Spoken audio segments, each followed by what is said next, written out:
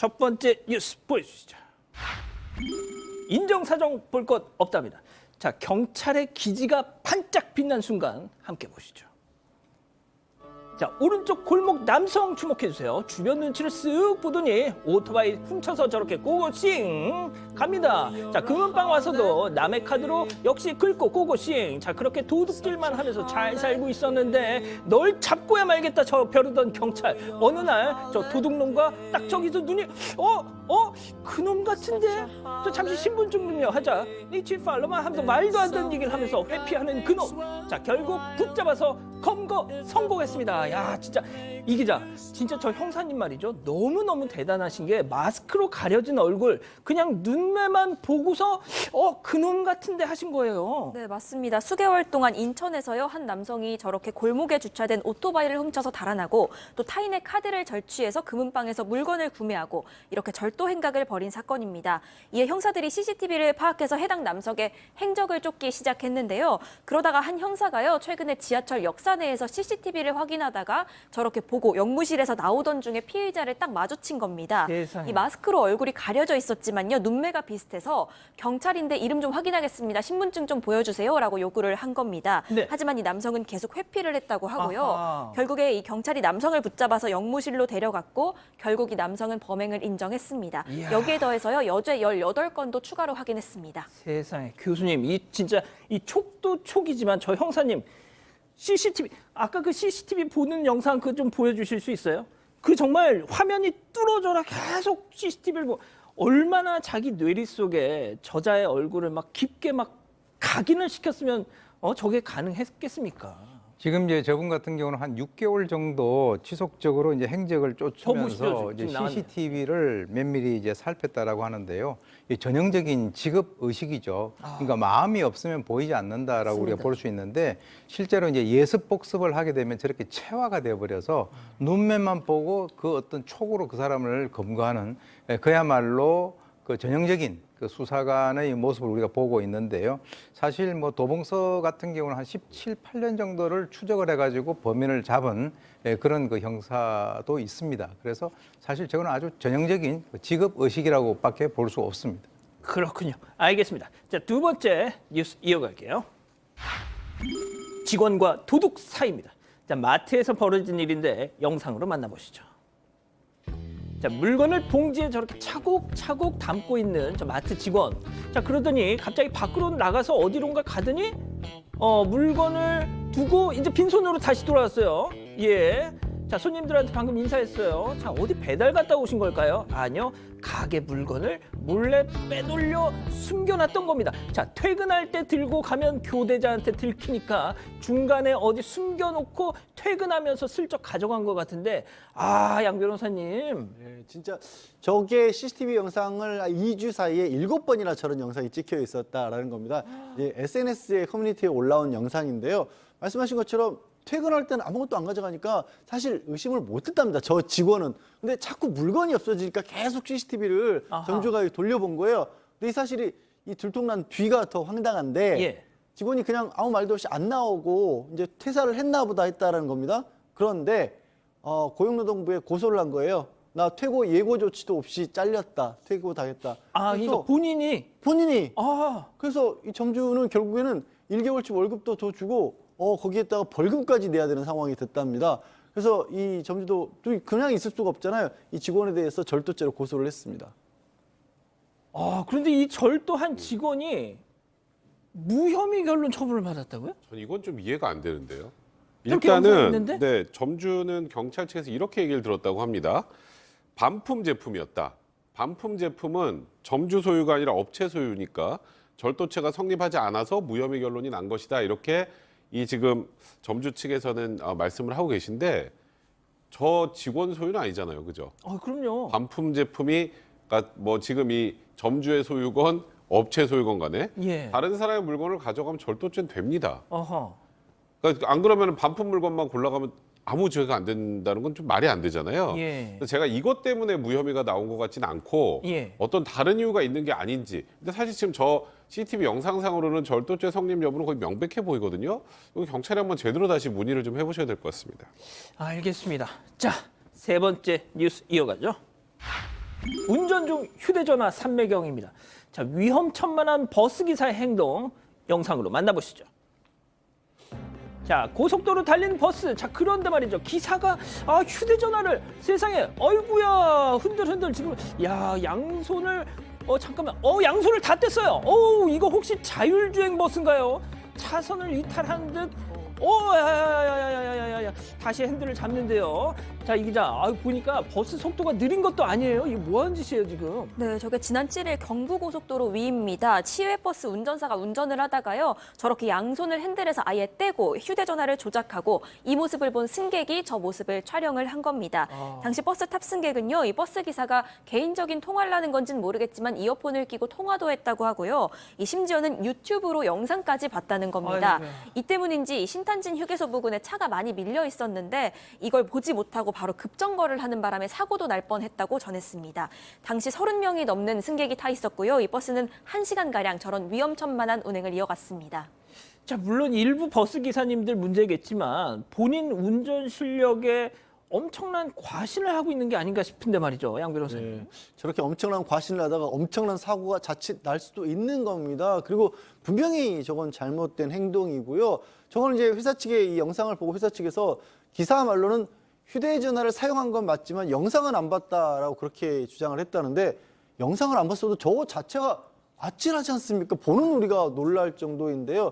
그리고 사용한 것 자체가 이미 도로교통법 위반입니다. 영상을 보는 것까지는요. 상상도 하기 힘들어요. 사실은 생각해 보십시오. 내규에 따라서 일단 버스 회사 측에서도 조치를 취하겠다고 했습니다. 그렇군요. 알겠습니다. 자, 네 번째 뉴스 이어갈게요. 황당 여기서 왜 이러세요입니다. 자, 왜 황당한지 영상으로 직접 확인해 보시죠. 자, 신호 받고 차 멈췄어요. 자, 그런데 오른쪽 한번 보세요.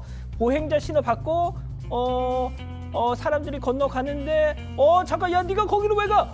차가 횡단보도로 사람이 저렇게 많은데 왜 백 변호사님 혹시 아바타 보셨습니까? 아바타 안 봤어요. 안 봤어요.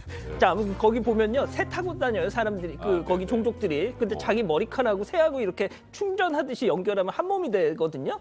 자, 아마 저 사람들만 차랑 뭔가 한 몸으로 이제 연결이 돼가지고 아니, 차가 사람인가 보다 하고 갔던 것 쓱 같은데. 섞여서 지금 지나가는 느낌이네요. 지금 예. 쓱 섞여서 자기도 지금 길을 건너는 모습인 것 같은데 보니까 유턴 차선이 아니라 옆 차선에 있다가 예. 보행자 신호 바뀌니까 그냥 사람인 척하고 같이 이제 유턴을 해서 반대쪽으로 가려고 했던 것 같습니다. 저건 뭐 명백하게 저건 뭐 도로교통법 위반이고요. 저 중앙선 침범에 해당할 것 같은데 저희가 유턴이 가능한 곳인지도 모르겠습니다만 근데 지금 요즘에는요 저런 행동을 하면 지금 이 블랙박스나 CCTV 같은 건 다 있기 때문에 좀 신고하면은 또 범칙금도 부과될 수 있는 그런 사안입니다. 범칙금 부과 여부를 떠나서 저러다가 자칫 보행자를 툭 치기라도 해보세요. 아유. 그러면 나는 차로 가장한 사람이라고 그럴 거예요. 아니 근데 정말 횡단보도를 건너시는 다른 그 행인분들도 너무 황당하신지 그냥 다들 가만히 그냥 보고만 계세요. 알겠습니다. 자, 또 다른 영상 만나보시죠. 자, 골목길 지나가는데 갑자기 뾰로롱 덩실덩실 춤추는 저 아주머니. 친구가 옆에서 말리든 말든 구성진 춤사위. 도대체 누구 인생을 망치려고 말이죠. 교수님 좀 따끔하게 좀 얘기 좀 해주세요. 글쎄요, 저게 이제 온라인 그 커뮤니티에 어제 올라온 영상인데요. 이 그 제보자가 이제 그 골목을 지나는데 아까 보신 것 같이 술에 취한 그 여성이 춤을 추고 있는 그 상황입니다. 요즘에 이제 뭐 저렇게 정신줄을 놓은 그런 분들이 가끔씩 있어서 뭐 어떻게 보면 본인의 안전은 말할 것도 없고요. 사실 저 상황에서 지나가는 차가 저걸 갖다 잘 인지를 하지 못하고 만약에 이렇게 툭 친다든가 이렇게 되면 아유. 그 사람도 어떻게 보면은 그 전과자가 될 수밖에 없는 그런 상황이 되지 않습니까? 그래서 실제 저런 그 상황에서 항상 대비를 해야 되기 때문에 그 주의 의무가 있기 때문에 저런 그 도로에서는 반드시 서행을 해서 저런 사람을 만난다 하더라도 다른 사고가 발생되지 않도록 운전자분들께서 주의를 하시는 방법밖에 없는 것 같습니다. 알겠습니다. 자, 마지막 사연으로 가볼게요. 마침내 천사를 만났지만 점점점입니다. 진짜 제가 이 사연은 우리 사방 가족분께서 직접 고민이시라면서 제보를 해주신 건데 진짜 제가 오랜만에 감정이입해서 이 사연을 읽었습니다. 조남도 말씀드리고 싶은데 차마 그럴 수는 없고. 자, 어떤 내용일까요? 네, 이 몰래 휴대전화를 확인하는 여자친구 때문에 고민이다 이런 남성 사연인데요. 이 사연자분이 올해 40대 중반이라고 합니다. 최근에 마음이 맞는 여자친구를 사귀게 그냥 됐다고 말씀하셔도 하는데 됩니다. 48이십니다. 예, 48이시고요. 얼마 전에 그런데 이 여자친구랑 같이 여행을 간 겁니다. 그러다가 잠깐 잠이 들었는데 이 여자분이 잠깐 이 잠든 사연자의 손가락을 빌려서 휴대전화 잠금을 풀고야 만 겁니다. 그렇게 2시간가량 이 남친 휴대전화 속에 있던 사진이며 통화 녹음, 카톡, 문자 등을 다 확인했다는 건데요. 이 당황해서 이 사연자가 왜 사생활 침해하냐 이렇게 물어보니까 여자친구는 당당하면 오픈해야 하는 거 아니냐, 오히려 숨기는 게 이상하다 이렇게 받아쳤답니다. 이후에도 이 남친 잠금 패턴을 몰래 본 뒤에 3번이나 휴대전화를 훔쳐봤다고 하고요. 이 사연자 같은 경우에는 사실 나이도 있는 터라 이렇게 어렵게 만난 여자친구에게 휴대전화를 오픈하는 게 정말 맞는 건지 고민이 된다고 합니다. 그렇습니다. 자, 기다리고 기다리셨던 푸처 핸즈업 타임. 우리 가족 여러분들도 채팅창에 OX로 함께 참여해 보시죠. 먼저 머리에 둥근 원을 달고 있는 천사자입니다. 성문아, 늙음하게 찾아온 인연 소중하겠지. 그런데 말이지 자존감을 잃어서는 안 돼. 뭐 자고 있는데 지문을 찍어서 폰을 열어? 너 나중에 그러다 진짜 큰일 난다, 성문아. 나중에 너 그러면 뭐야? 엄지 손가락이 아니라 엄지 발가락으로도 찍힐 수 있어. 헤어져, 동그라미.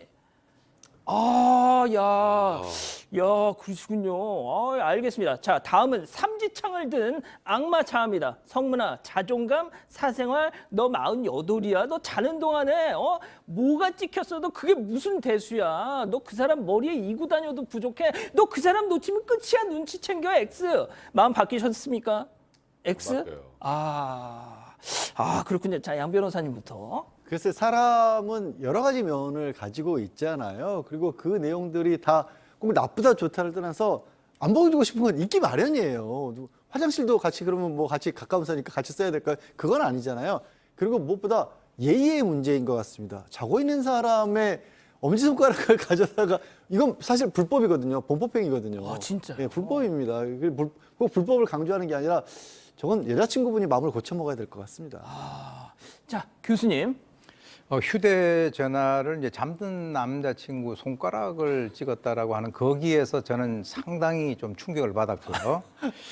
지금 이제 하죠. 여자친구라고 하는 저분이 나이가 얼마인지는 잘은 모르겠지만 그동안 살아왔던 궤적을 보면 다른 사람들로부터 배반을 당한 그런 어떤 트라우마가 있을 가능성이 있다라고 저는 봅니다. 그런데 이제 실제로 이 여성은 제가 봤을 때는 앞으로 뭐 결혼을 하든 뭐 어떻게 하든 생각을 바꿀 생각이 전혀 없다라고 보고요. 앞으로 이런 문제로 이제 다툴 수 있는 그럴 가능성이 상당히 높다라고 보는데 결국은 이제 이 남성의 선택인데요. 이 남성이 이제 48세면 40대 후반 아니겠습니까? 본인이 이렇게 하는 것이 불편하면 사귀지 말고 자기의 어떤 프라이버시를 인정해주는 또 다른 여성을 갖다 찾는 것이 좋을 것 같고요. 지금 아직 50이 안 됐으니까 늦었다고 생각할 때가 빠를 때다. 예. 단추를 갖다가 처음부터 잘 껴야 근데 된다. 찾고 싶은데 그러기가 참 힘이 드니까 현실적으로 말이죠. 근데 그거 아십니까? 우리 가족 여러분, 우리 백성문 변호사님이 네. 딱 48에 결혼을 하셨어요. 그러니까요. 말씀해 주세요. 사실 저는 좀 마음이 아프네요. 그러니까 이분은 왜 굉장히 목이 좋아하시는 것 메이시나요? 같아요. 아니 아까 뭐 거의 마침내 제목이 마침내 천사를 만났지만이잖아요. 그러니까요. 본인은 정말 마음에 들었던 것 같은데 이걸 어떻게 해야 되나? 근데 제가 좀 냉정하게 조언을 드리면 저는 개인적으로 좀 섬찟합니다. 진짜. 섬찟해요. 이게 그러니까 지금은 그래 내가 너무 좋아하니까 뭐 다 오픈하지 뭐라고 할 수 있는데 이게 나중에는 의부 쪽으로 발전할 수 있다고 생각해요. 뭐를 해도 어떤 상황이 돼도 연락이 안 되면 난리가 나고 이런 상황이 생길 수 있단 말이에요. 그러니까 솔직히 상대방에 대해서 신뢰를 가지고 있으면 이 핸드폰 볼 일도 없어요. 그걸 뭐하러 이걸 보고 있습니까? 혹시 사모님이 안 봐요 저희는. 진짜? 네, 저희는 아예 뭐 핸드폰 뭐 하는지 별로 관심도 없고. 그러니까 상대방을 신뢰하면 상대방의 뭐 이런 것들 비밀인지 뭔지를 떠나서 상대방 뭐 하는지 그런 거를 신경 크게 안 쓴다고요. 그러니까 이건 신뢰가 없는 거예요. 신뢰가 없는 사람하고 어떻게 평생 삽니까? 알겠습니다. 자, 우리 가족 여러분들 많은 의견 주시고 계세요. 네, 일단 김태현님은요 50대 중반이라도 헤어지세요라고 말씀을 하셨고요. 지경애님은요 이런 말씀도 하셨습니다. 이왕 늦은 거 그냥 새로운 사람 만나세요라고도 말씀을 하셨습니다. 페이스오프님 선은 지켜라 본인 거는 보여주냐라고 말씀을 하셨고 곤드레님도 이거 못 고칩니다. 저도 예전에 남친이 그랬는데 스토킹 당하는 것 같고 기분 더럽고 해서 헤어졌어요라고도 말씀하셨습니다. 아유, 알겠습니다. 하지만 저는 그래도 한번 좀 만나보시라 계속 좀 잘 얘기하셔서 다음부터 그러지 말라고 말이죠. 그런 쪽에 좀 힘을 실어드리고 싶습니다. 자, 아직 안 끝났습니다. 이거 눌러주세요.